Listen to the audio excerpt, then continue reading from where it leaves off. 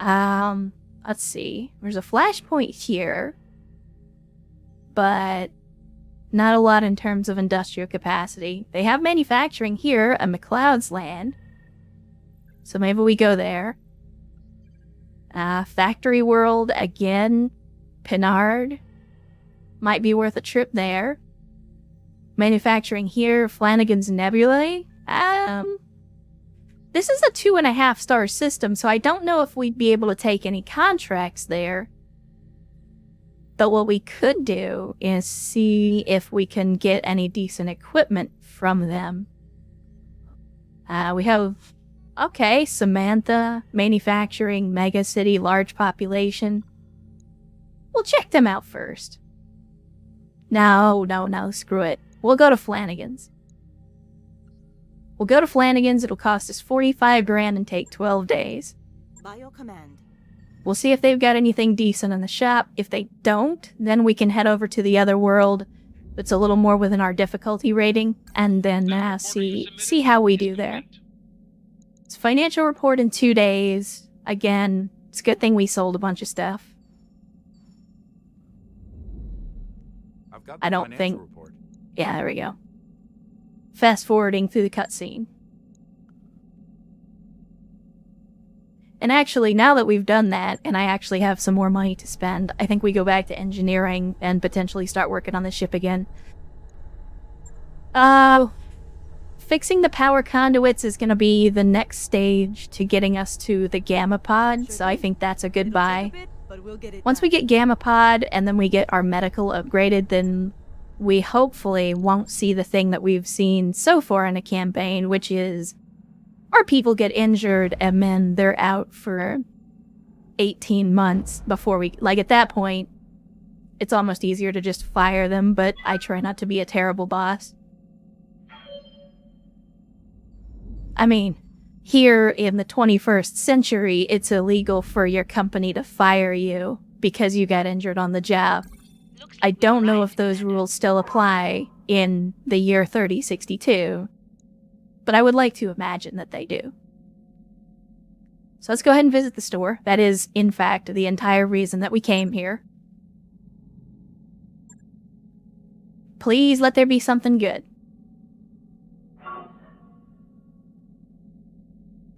Well, I don't know about good, but they do have some more battle armor. And the battle armor last go-around was actually much more effective than I thought it was going to be.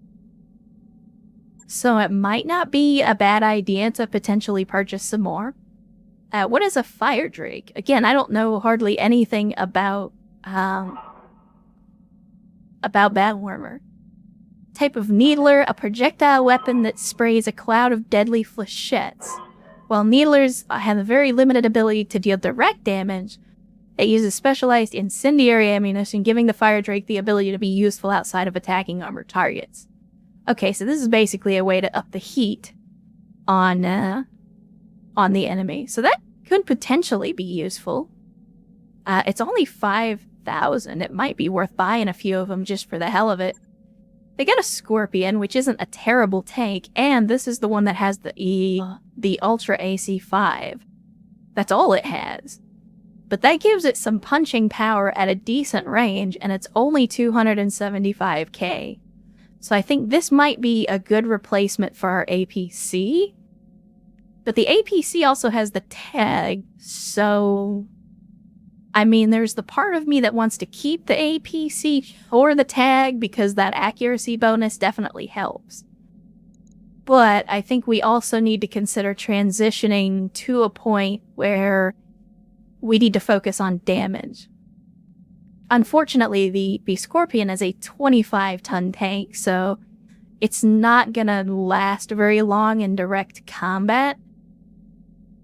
Let's see what else they have. So we do have some flamers, which I was looking for. ER flamer always ignites forests. I mean, if I have a choice between a flamer and an ER flamer, I'm gonna go with the ER because I want the extra range. Yeah, the effective range is basically doubled. So we're looking at the range here. There's no minimum. Optimal range is 150 meters, maximum is 270, whereas the Flamer, like, its maximum range is not even in the optimal range of the ER Flamer, so I think we buy that. The Heavy Flamer is also a consideration. It's going to do more heat damage to the enemy, but it's going to cause more heat damage for us. Plus, it's still just a regular Flamer, so it's not going to have very much range. So I think we'll leave that one. Again, I see lots and lots of ballistics, but I don't have any ballistic hardpoints. Multi-track. This is grants multi-shot to pilots that don't have it, and 5% damage dealt to targets. Maybe. I'll consider it. Million Seabell Loan. I did not know this was a thing. So this is the other thing I like about BTA, is they add a lot of things like this, where, like, technically you buy this, but it's not like a piece of equipment, it just represents something. So, like, I could take this, it cannot be equipped or used by mechs in any way to pay back the loan, sell this item in a store. Like, I don't know if this is just free money, like, mechanically speaking. I know in roleplay terms, this is us taking out a loan. Says note certifies a temporary transfer to the bearer of 1 million Seabells from Discount Dan's Savings and Loan. That's a BPL reference. I do remember the dinner, I have not forgotten, so get the cigar and the whiskey ready. Bearer is responsible for repayment of the full amount plus applicable fees and interest within 60 days. Interest on this loan is 10% of the loan value deducted from the bearer's account monthly. Further, 10% fee is deducted upon repayment. So it says that it's a loan and it's going to take money from me, but I don't know if mechanically it actually does. I'm not going to choose it. Permanent contract for purchasing the right to airdrop a light MRM turret. Purchasing this contract will permit the option to seal light MRM turrets using a turret airdrop. Contract is permanent and does not expire. Hold shift when deploying to select a specific unit from among those available. For only 275k, that doesn't sound like a bad deal. Thank you, Game Master. I will enjoy that dinner of champions. Yeah, I'm not gonna go crazy just because I have some money in my pocket. It's like, oh, I have some money, let's just immediately spend it all on a bunch of crap that I don't need. Like, no. No. We're gonna be smart about this. And by smart, I mean still spending money that we should be saving, but spending it on different things. If I'm gonna spend 275k, I'm gonna spend it on a Scorpion. So let's buy one of those. Actually, I could buy more than one of those, but I'm just gonna buy one. And then I think I'm also gonna buy this battle armor. Maybe. Maybe not. Because we already have the one battle armor, but we would have to hire another pilot in order to use the battle armor that we have. And we still haven't installed handholds because we don't really have a mech to put them on yet. What's the Karna? I don't recognize the Karna. Looks like some kind of air transport. Heavy transport, retooled to carry 2 squads of battle armor into combat. Oh, buddy. I mean... So the problem with this actually solves the problem I was just talking about. I was just complaining that we don't have a way to get our battle armor to grips with the enemy. This is an air transport that literally solves that issue. The problem is, it costs 1.7 million, and it only works in atmosphere. So if we're ever on like a moon or somewhere that's got thin atmosphere, then that's gonna effectively ground our battle armor. But we have 1 squad of battle armor already. We could potentially buy another squad and an air transport to get them to the fight. I don't know. It's tempting. I do want to try new things. But again, I keep saying we need to focus on the fundamentals, and then I'm out here spitballing crazy air cav tactics and things like that, when really I should just, like, let's just focus on the actually killing some enemies and not dying, because we have a hard enough problem with that already. Pharaoh might not be bad, but we're not really having weight problems either, at least not right now. Some frickin' ammo would be nice if we just had decent ammo.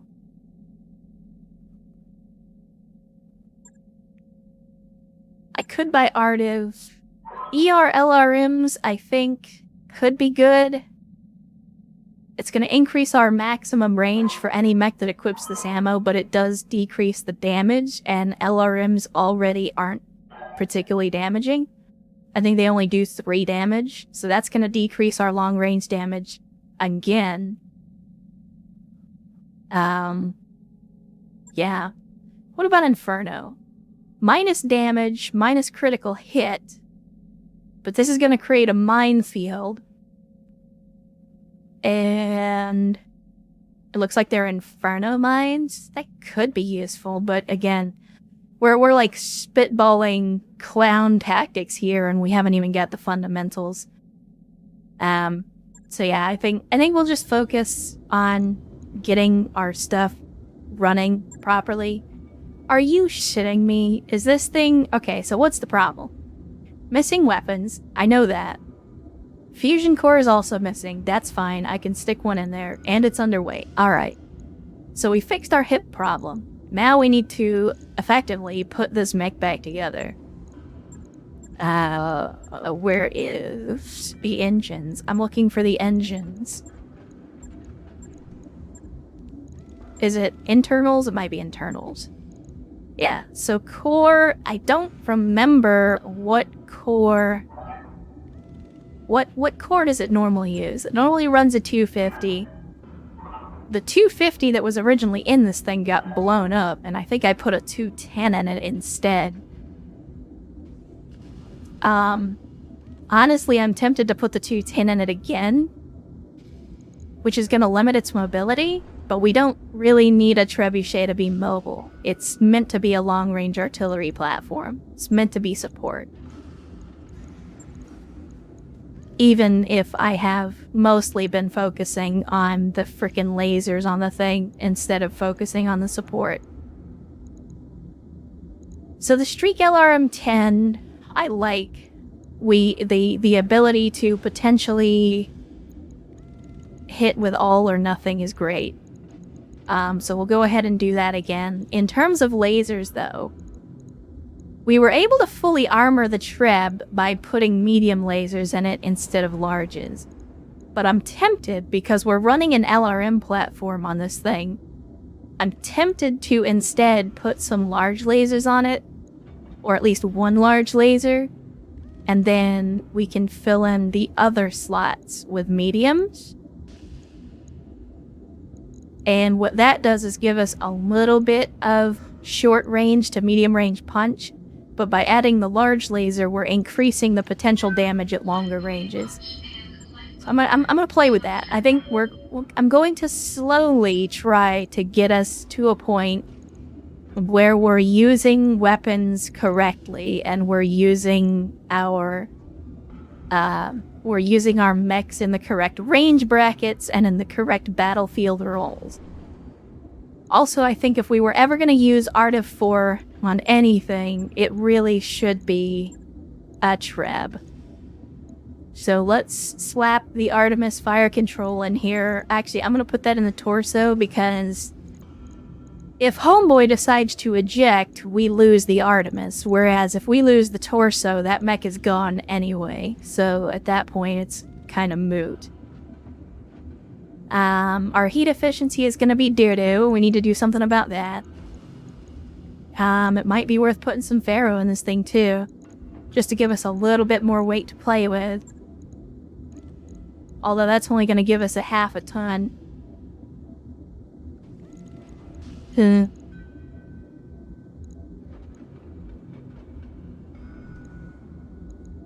Well, it is what it is. Next up, we'll go with some heat sinks, because of course we need heat sinks. Especially if we're going to be firing lasers. And that's going to be one heat sink too many. Unfortunately, that's leaving us extremely vulnerable in terms of armor. So that large laser is really going to hurt us. Do we have any ER mediums? We have quite a few. Okay, so I think that's the play instead. Because the ER medium is 1 ton, the regular medium is 1 ton. If we replace all of the mediums with ER mediums, that's going to give us a little more range. And it'll give us more tonnage to play with so we can continue to armor up. Why are you complaining about ammunition? I have the LRM, I have the fire control, I have the ammo. And I'm missing something here. Like, I have the streak ammo, I have the streak launcher. What ammo am I missing? Well, let's max the armor for starters. Max armor is going to put us overweight. We expected that. So we'll drop some armor here. And get the armor levels where I want it.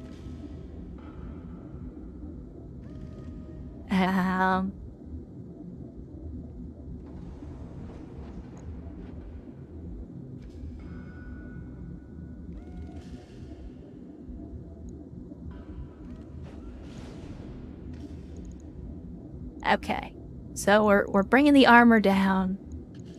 I still need heat sinks. And we've got 3, which isn't great. It's gonna limit our alpha potential. And Trebs tend to run hot regardless. Shite. I think we cram the Pharaoh in here. And then with the Pharaoh in, that'll give us enough room for another couple of heat sinks. Can I put 2 or just 1? Only 1 more. Okay, well again, that doesn't give us quite as much heat efficiency as I'd like.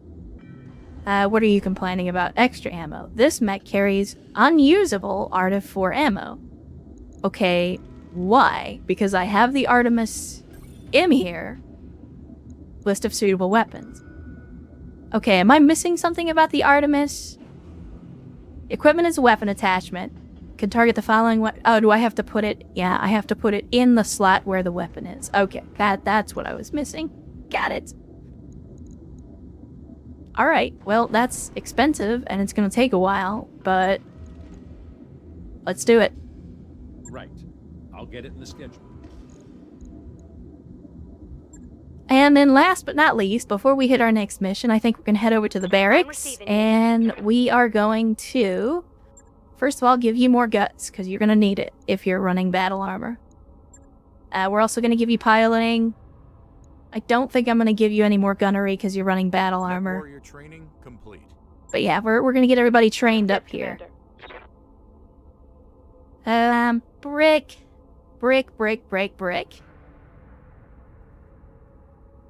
I think the answer is always gunnery. Whenever you're not sure, give your people more accuracy. Game Faster as a vehicle guy. Trying to think of what would be best for you. I think gunnery is still the answer, but I do want to get you your level 2 skill here. So, what do we have? You know what? If you're gonna run a vehicle, I think, yeah, Bulwark is great, because that's just a flat 15% damage reduction. Then again, redundant components is also pretty good. That's another passive, but it reduces your vulnerability to critical damage. And since you have been taken out of commission several times by random criticals, there's a part of me that thinks that might be the better option.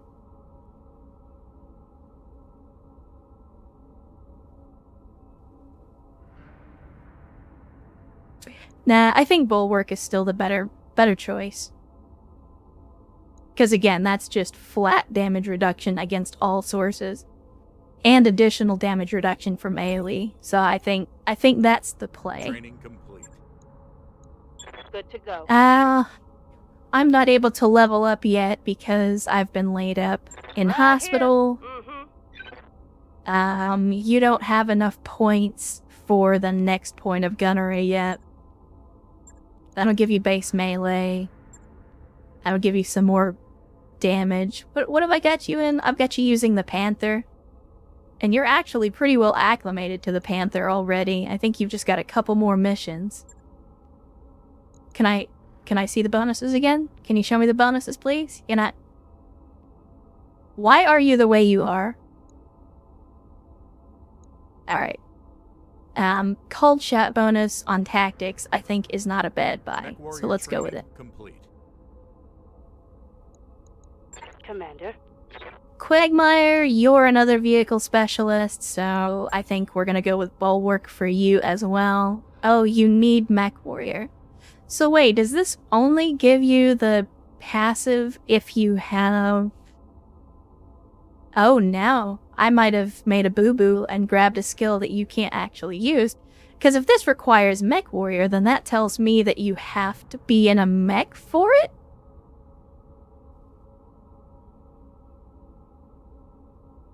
I hope that's not the case. Now I don't know. I'm starting to doubt myself.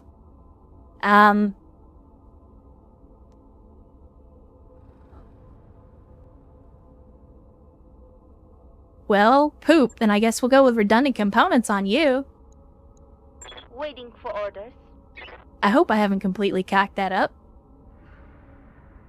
You cannot take your next rank in gunnery or guts, but if I give you tactics, that's definitely going to help your accuracy at minimum ranges. And you are a brawler now. We're using our Whitworths as brawlers. Whiplash, you haven't actually been on the field in quite some time, but we're going to go ahead and give you that gunnery. Training complete. Alright, I think that's everybody. Yep, everybody is properly leveled up now. And the mech bay is working on the Treb. That's going to be 11 days. So yeah, I think we wait the 11 days. That'll get Bigfoot. But actually, now that I'm thinking about it, let's check the battle armor. I always forget to do that. Yep, battle armor's going to need some repairs. Gotta take care of that. Alright.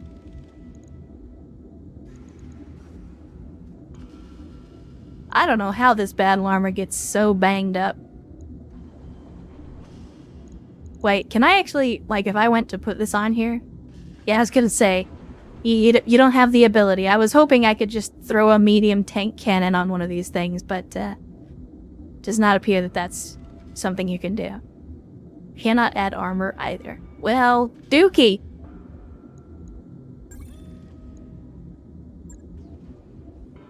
Alright, so that'll get the battle armor back up and running as well.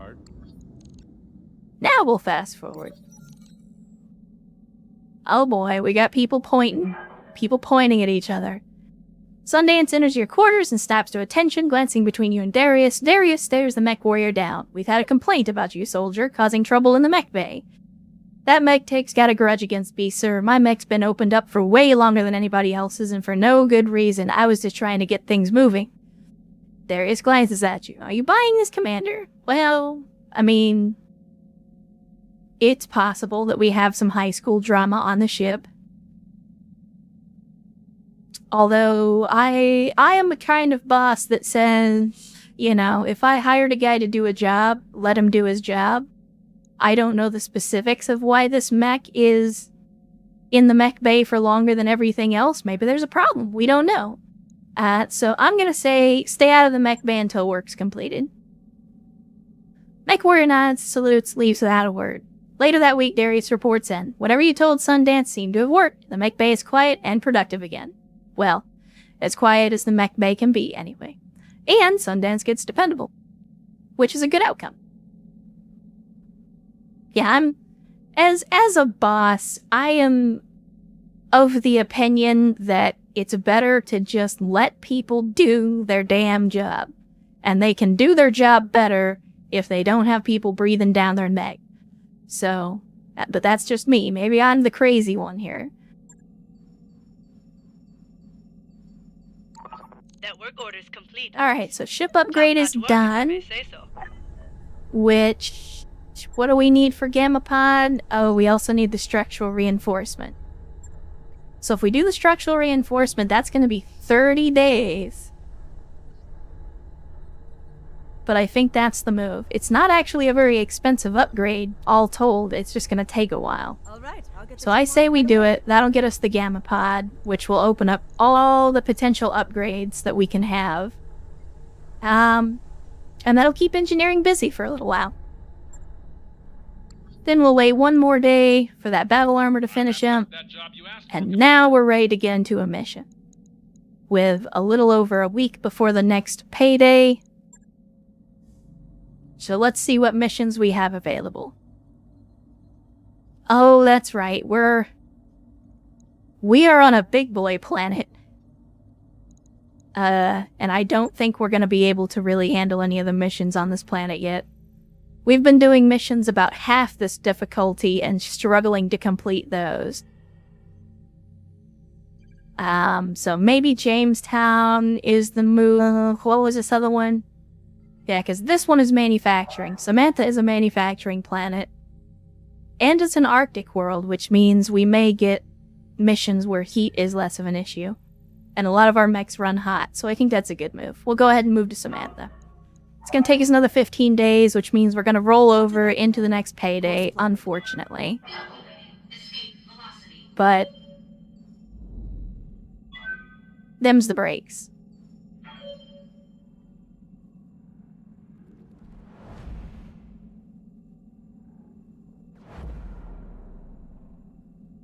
Have some water here.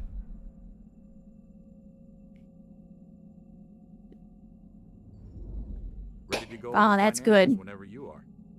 Alright, here we go. $500,000 in the hole again. Payday again. It's Mother's Day, you know?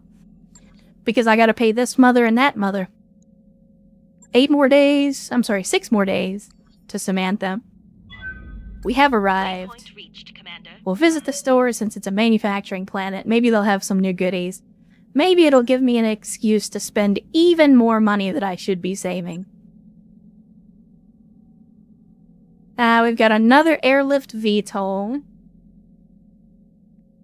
Originally designed for rapid battlefield salvage. Carrying combat units around, lightly armed, so probably allows it to carry battle armor as well. Resupply truck, I don't know that that's going to be terribly useful. Micro grenades deals area effect damage within 45 meters of impact. Deals 25% more damage to battle armor, carries 12 rounds of internal ammunition. So this is one of those things that would be really cool to add to our battle armor. It's effectively, like, the laser is the majority of the damage. That's the main weapon that the battle armor uses, but we can use these micro grenades to increase their damage. But as much damage as our battle armor has been taking, we would have to buy a bunch of these because they'd keep getting destroyed and we'll have to replace them. Ching David Gauss rifle. It's, oh, because it's for battle armor. Okay. Let's see. Weapon carries 12 rounds of internal ammunition.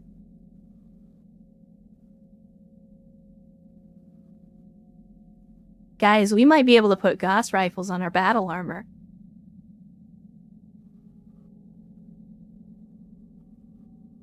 Remember that part about a minute and a half ago where I said I shouldn't be spending money on stuff? Because I'm very tempted now. Screw it. I'm gonna buy 4 of them. New weapon systems available. It's not that expensive. Let's see. Laser insulator, light ferro, mortar FCS, which would be great if I actually had any mortars. Panther airdrop. Wait, what? Thanks to the mech's common status, this is a permanent contract offer for the use of a Panther 9R. It will permit the Airdrop of a Panther when using a battle mech airdrop beacon. So, hold on a second. Does this just give me a Panther, or is this, like, controlled by somebody else? Because I feel like they wouldn't just say, oh, and then now you can spawn a Panther on every mission. Because that can't be how it works, right? Nope, nope, nope, nope, not doing it, not doing it. I don't know how it works, I'm not going to waste the money. We got a lot of AC ammo, but of course, don't have any ACs to use it on. I think, if I remember right, scroll up, stupid. We do have an AMS, but I saw this, the ER Flamer, which I definitely want. And we could potentially buy more battle armor, but we already passed that up in the previous, so we go to the mech bay. And I just bought these, so of course I have to put them on here. Where is my King David? Give me the King David Gauss rifle. Take that up. I want my battle armors gaussing the crap out of these guys. Now, they do have limited ammunition, so they're not going to be able to attack infinitely. And that may or may not be a bad thing. But as long as we don't... I mean, this is potentially 12 turns of internal ammo. So 12 turns that we could potentially have these things going. And most missions that we've been playing are over in 10 turns or less. So unless this ends up being a really long mission, I think 12 turns is more than enough. So we gotta validate. Let's do it. Let's do it. On it. I'll let you know when that's done. That'll take us 1 day, which we can easily fast forward through. Commander. And let's have a look at the command center. See what kind of missions we're looking at. Recovery, I'm not super thrilled about. Battle, we already know we can handle. Destroy base, maybe. Duel, definitely not. This is a big battle in an urban area. It's only 1.5 skulls, but the payout is over 1 million C-bills. So, in spite of the fact that they're saying, oh, this'll be easy, the payout tells me it will not, in fact, be easy. And yeah, we could get lucky, and maybe it ends up being easy after all, but I don't really want to risk the lives of our pilots and potentially the safety of our company on that. So we'll go with battle instead. 1 skull. This is more in our ability range currently. And we're up against the Magistry of Canopus. Now, in terms of the lore, these guys would actually be really good to try to get salvage from.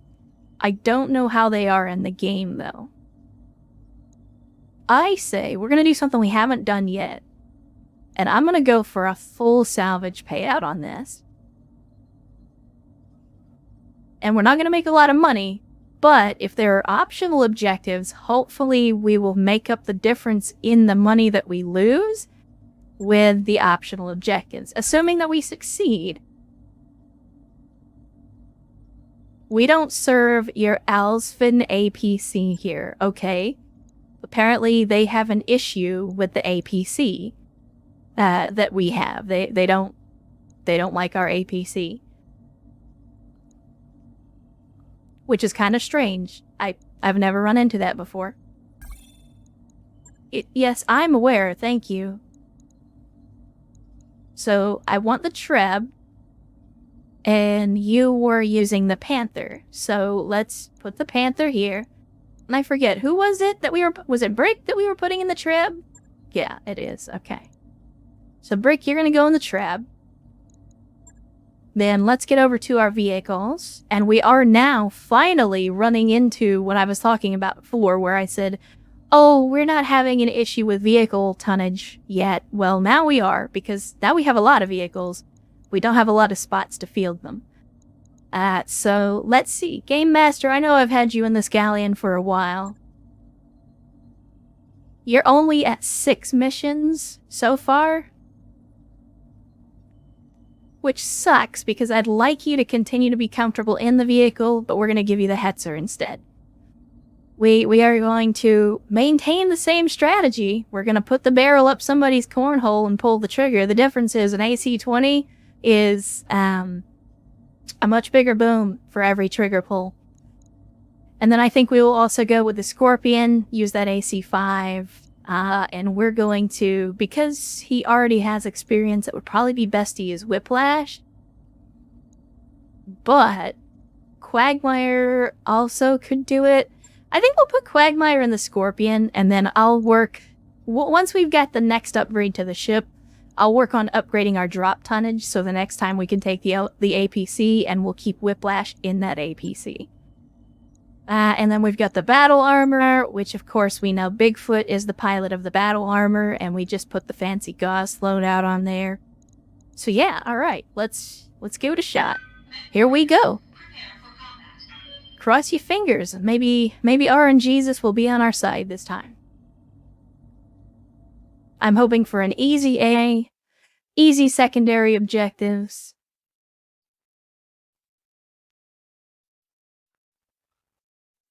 Doesn't necessarily mean I think it's going to happen, but that's what I'm hoping for. And a girl's got to have dreams, after all. The human being without dreams is like a day without sunshine.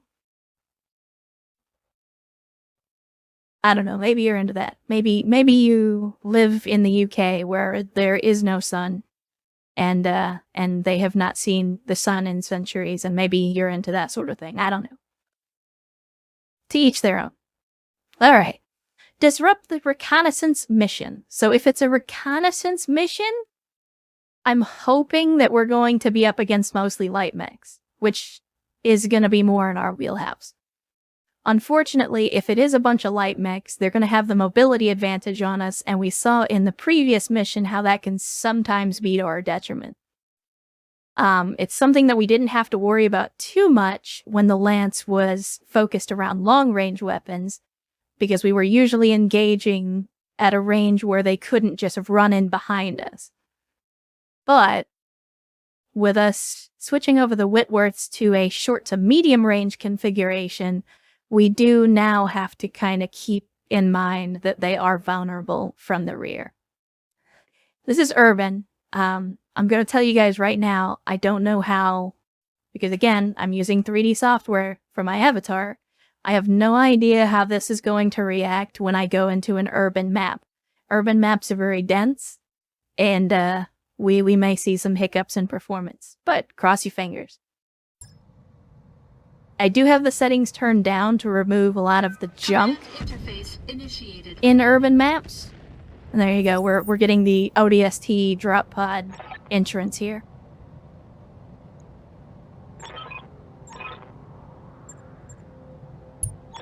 Okay.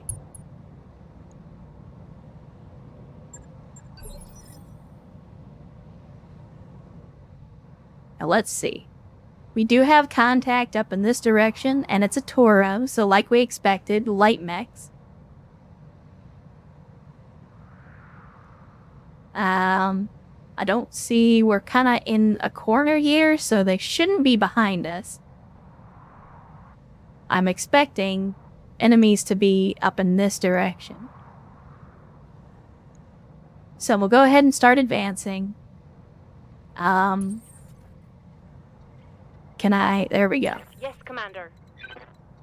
Thankfully, with this being an urban map, it will actually work to our benefit with battle armor. 10-4. Because we'll have a lot of cover, and we can kind of like jump down on people from above. Verticality will definitely work to our advantage on this map. Commander. I'm reluctant to advance the tank this far, because it is just a Scorpion, which means we could easily be taken out. But nothing ventured, nothing gained. We'll go ahead and move forward.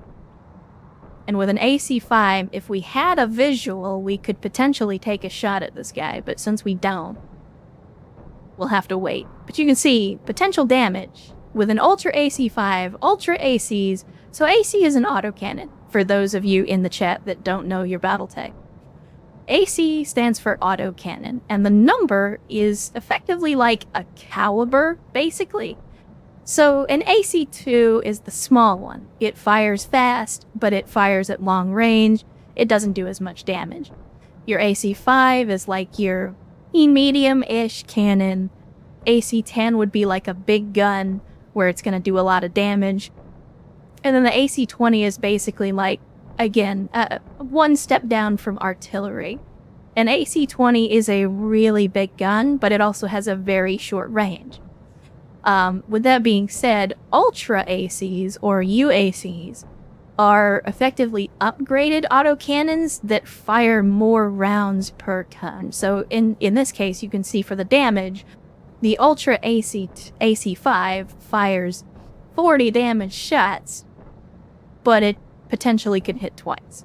So again, there's a lot of ability for damage on Ultra autocannons. The trade-off is that you could potentially see them jam more often. So Ultra autocannons, by virtue of firing faster, are more likely to jam.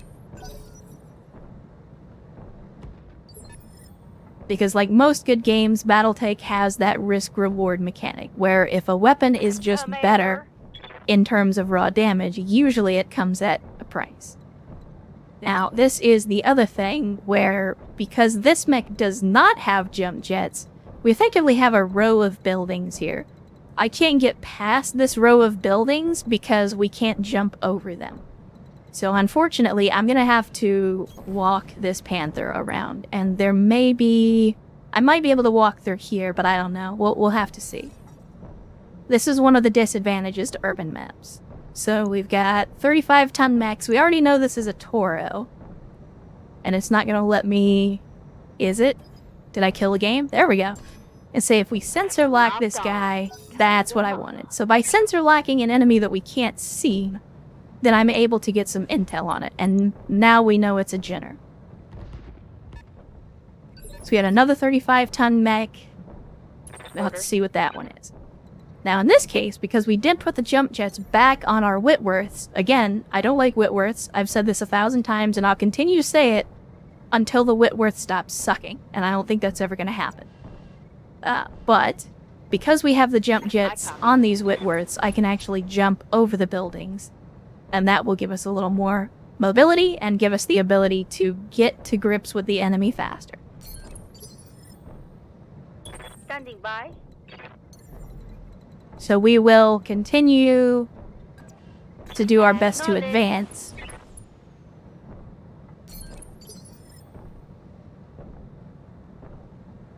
And there's Game Master and his brand new Hetzer with the big gun. Of course, the Hetzer is going to be a little bit slower than the Galleon you're used to driving, but that big gun comes at a price.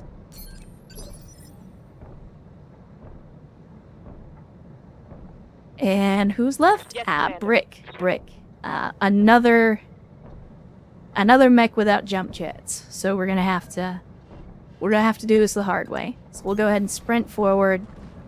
Thankfully, the Treb has indirect fire weapons though, so we can throw LRMs at him. And we got 50% chance to hit, so that's potentially a decent amount of damage.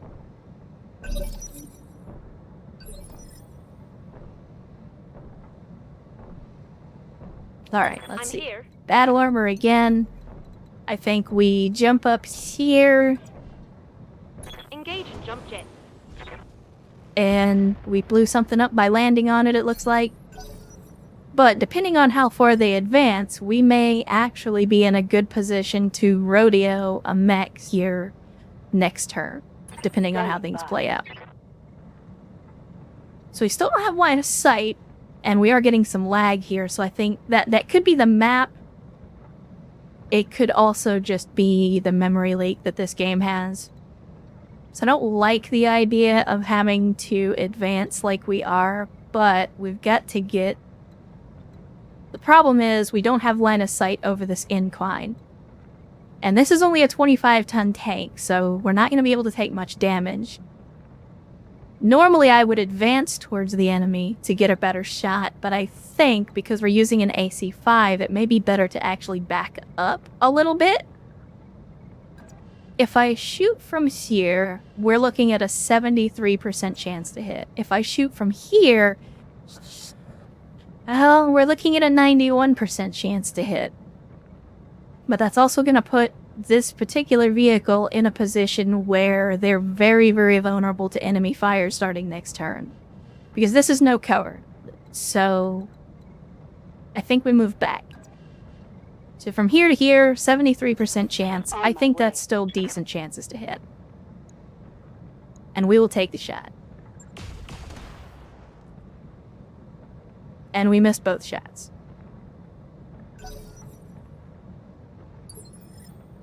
Not a great first turn for the Scorpion that we just spent $500,000 on. I'm sorry, it was only $250,000. I'm a liar and a prostitute. Alright. Yep. So Panther is going to be in range.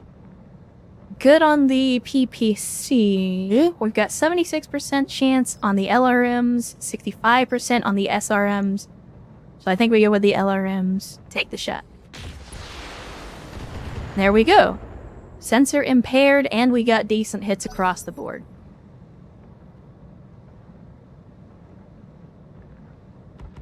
Who's coming up next? Bang it. So it looks like we do have our support lance showing up now.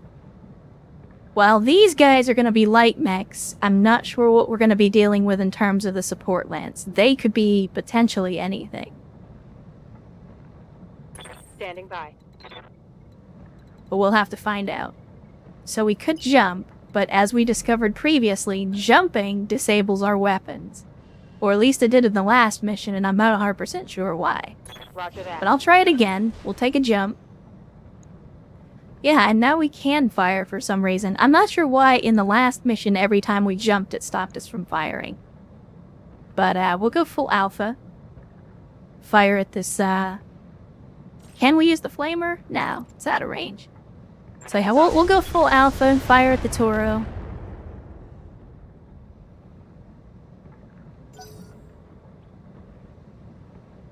I don't know what this icon is, but I really like it. I'm getting a very, like, Scottish Highlanders vibe. You're a bastard, Newton. Who's Newton? Commander? I'm not sure who Newton is, but clearly there's some kind of a grudge going on here. So I think we run up here. Taking it. We'll try taking another shot. We're gonna have less accuracy because they have slight elevation on us, and we're getting some line of sight blockage because of the incline. But I think we full alpha again. Again, try to put this big damage early. For those of you that have been around for a little bit, you already know my primary objective is guns off the field. The more enemies we can take off the field and the faster we can do that, the happier I'm gonna be. So Game Master, it looks like if we sprint you up here, you can just get in range, and that's exactly what we're gonna do. And with almost an 80% chance to hit, let's see if we can do a demonstration of why the AC-20 is so dangerous. Well, we did hit, and it did a lot of damage. It just didn't... I was hoping to, like, blow a leg off or something like that, but we did actually chunk his health quite a bit with that shot, so... AC-20 is definitely dangerous, it's just not, it's not always as spectacular a weapon as you're not necessarily used to seeing. So we got the Treb. Again, we're gonna build up a lot of heat on this. I think we'll leave off the lasers for now and just focus on missiles. Firing on target. Oh, mama. Very nice. Got the engine destruction. So there we go. Guns off the field. We've taken down the Toro. So that means first blood, and not only first blood, but we have not even taken any hits yet. So that's very good for us.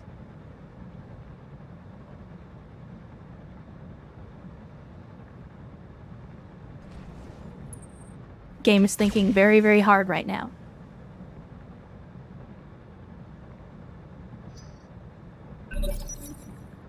So that's a Hollander, which could be a problem. What kind of Hollander? AC-10, alright. Certainly not the most dangerous Hollander that we could have run into, but it's definitely more dangerous than not. In the interest of keeping our battle armor alive, I think we're going to advance in this direction. I don't want our battle armor to be in the open. So we're going to use the buildings to our advantage.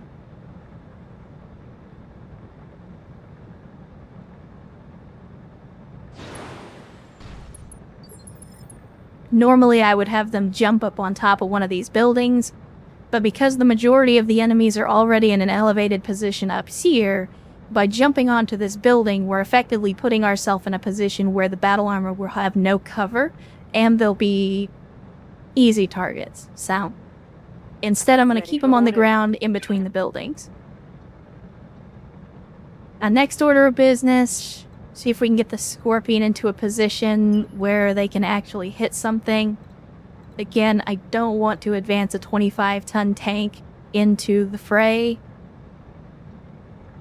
but I don't think there's any way for us to get a shot otherwise. We could potentially run up the street here and try to put some flank on these guys, get some visual intel on them. But we're not going to have a shot at anyone from here. So I think I don't know. Because we're also supposed to avoid collateral damage. We don't want to destroy any buildings if we can avoid it. So I think the smart money is to just go ahead and move up. It's maybe not the ideal scenario, but... Here it comes. Oops. Well... that's what I get. That's what I get.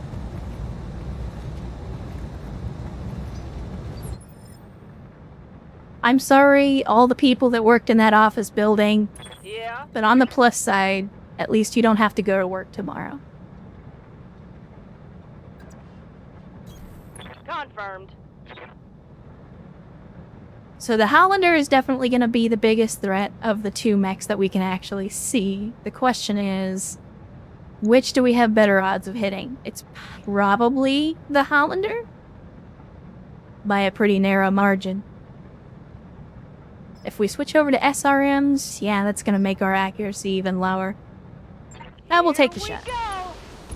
Oh, nice. Good. Shit. Outstanding. Outstanding.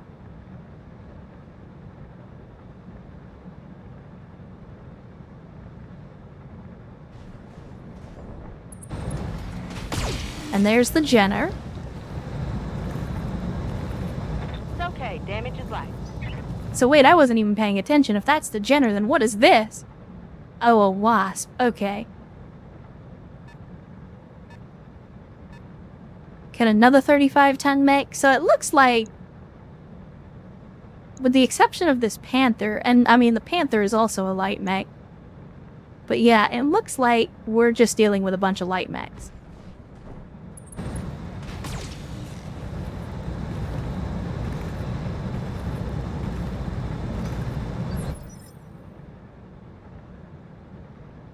Alright. Can I...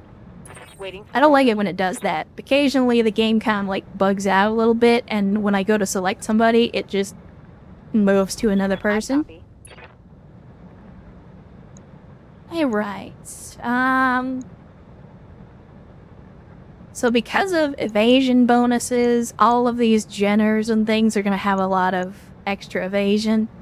The Hollander, however, does not. So we've got better chances of hitting them. Still not in range with the flamer. But let's go ahead and take the shot. Affirmative. That AC-10 makes me a little nervous, so if we can get him off the field, I wouldn't complain.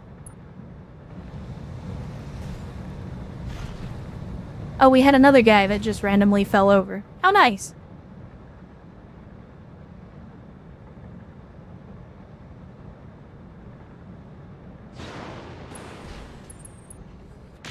Now it is, yeah, I was gonna say, it is a Panther, Flight's damaged. so he's Hold it probably got firm. a PPC, which is gonna make him very, very dangerous to us if we don't take him out. Standing So I think in terms of target priority, we need to take out the Hollander, and then we need to take out the Panther. So again, we'll focus full alpha on the Hollander. We've already been doing some damage to it.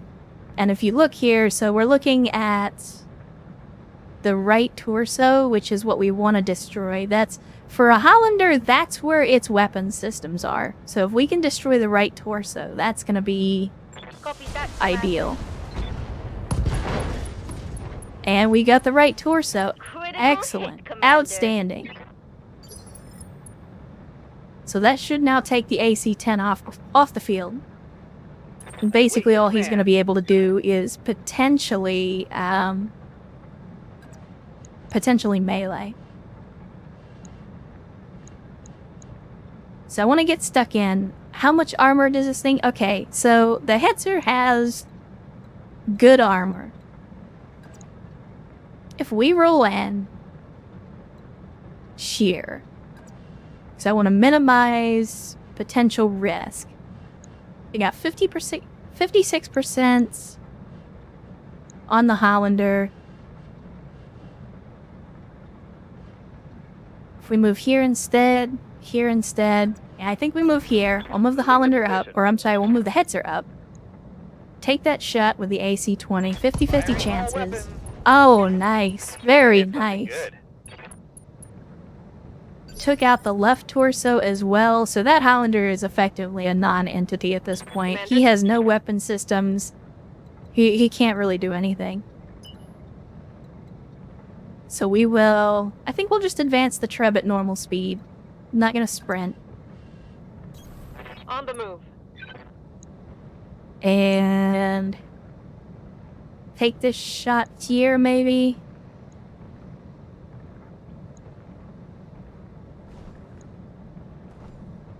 If we use the ER lasers, save the missiles.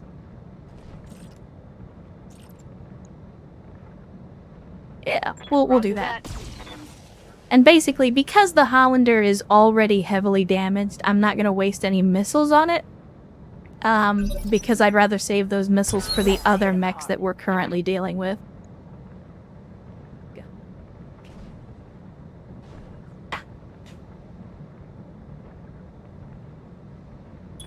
Alright, battle armor. I think now is the time. We're gonna have to sprint across the street. And with any luck, what will happen is if I can get in this little alcove behind the buildings, block line of sight, then we should hopefully be able to just jump over the buildings onto any mechs that end up in this vicinity and try to rodeo them. That's the hope, anyway. We'll see how effective that strategy actually ends up being.